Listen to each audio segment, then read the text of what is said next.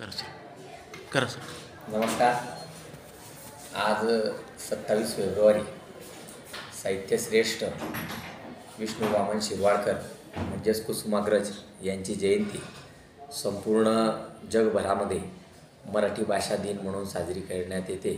त्या निमित्तानं या पृथ्वीतलावरती असणाऱ्या सर्व मराठी भाषेवरती प्रेम करणाऱ्या आणि मराठी भाषिकांना मी मनपासून या ठिकाणी शुभेच्छा देतो. आजचा हा दिवस खरोखर त्या ठिकाणी सर्वांच्यासाठी एक महत्त्वाचा दिवस त्या ठिकाणी आहे.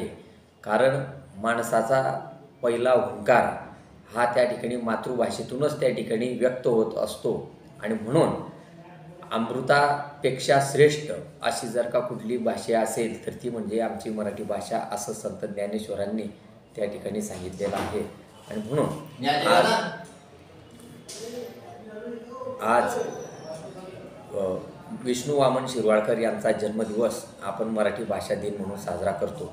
निश्चितच आज मराठी भाषेला अभिजात भाषेचा जो दर्जा मिळालेला आहे आणि मराठी भाषेमध्ये ज्या दर्जेदार साहित्यकृती त्या ठिकाणी निर्माण होत आहे या सर्वांमध्ये की संत साहित्य असेल, पंत साहित्य असेल, तंत साहित्य असेल, सर्व कादंबरीकार असतील, लेखक असतील, कवी असतील, या प्रत्येकाने त्या ठिकाणी या भाषेला अभिजात म्हणून दर्जा प्राप्त करून देण्यासाठी त्या ठिकाणी आपलं योगदान दिलेलं आहे.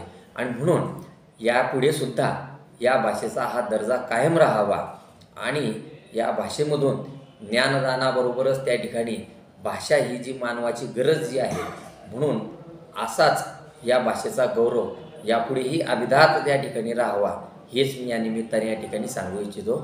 धन्यवाद. नमस्कार. माझं नाव अक्षय घोरपडे.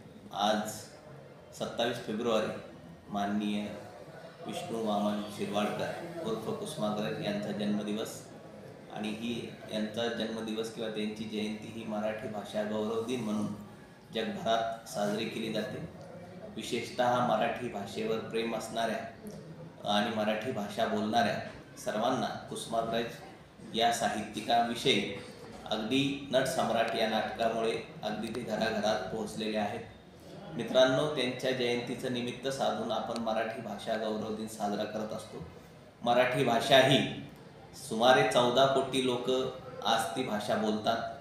भारतातली ती क्रमांक 3ऱ्या नंबरची भाषा म्हणून ओळखली जाते तर जगात 10व्या नंबरची भाषा म्हणून ओळखली जाते. या मराठी भाषेला गौरवशाली इतिहास आहे, परंपरा आहे. या भाषेने अनेक लोकरूढी, लोकसमज आणि ज्या काही लोककथा आहेत त्या लोककथांच्या अभिव्यक्तीची एक महत्त्वाचं माध्यम म्हणून मराठी भाषा राहिलेली आहे आणि म्हणूनच तिला अभिजात भाषेचा दर्जा मिळालेला आहे. आज भारतामध्ये अभिजात भाषेचा दर्जा मिळवणाऱ्या ज्या काही भाषा आहेत त्यामध्ये मराठी भाषेला फार त्यासाठी संघर्ष करावा लागला, परंतु आज ही भाषा अभिजात भाषा म्हणून ओळखली गेली आणि आमच्या संघर्षाला खऱ्या अर्थाने मूर्त रूप आलं. दुसरी महत्त्वाची गोष्ट अशी आहे की अभिजात भाषा झाल्यामुळे या भाषेच्या संदर्भात सुमारे जवळपास आपण म्हणतो की दर 12 कोसावर भाषा बदलते आणि त्यामुळे अभिजात भाषेचा दर्जा मिळाला तर नेमकं काय होईल असाही प्रश्न समाज माध्यमांमध्ये किंवा जनसामान्यांच्या मनामध्ये निर्माण होत असतो. परंतु आपला जो सगळा व्यवहार असतो तो भाषेच्या माध्यमातून चालत असतो आणि तुम्हाला जर अभिजात भाषेचा दर्जा मिळाला तर ती भाषा ही तुमची प्रमुख भाषा म्हणून पुढे उदयास येत असते.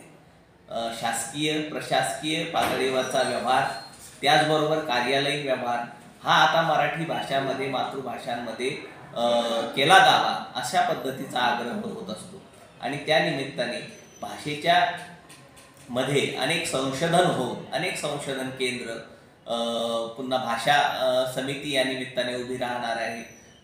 शैक्षणिक संस्थांमध्ये त्याचबरोबर इतर सामाजिक संस्थांमध्ये सुद्धा तिची अनिवार्यता ही उपलब्ध केली जाणार आहे आणि त्यामुळे अभिजात भाषा म्हणून अनेकांना रोजगाराच्या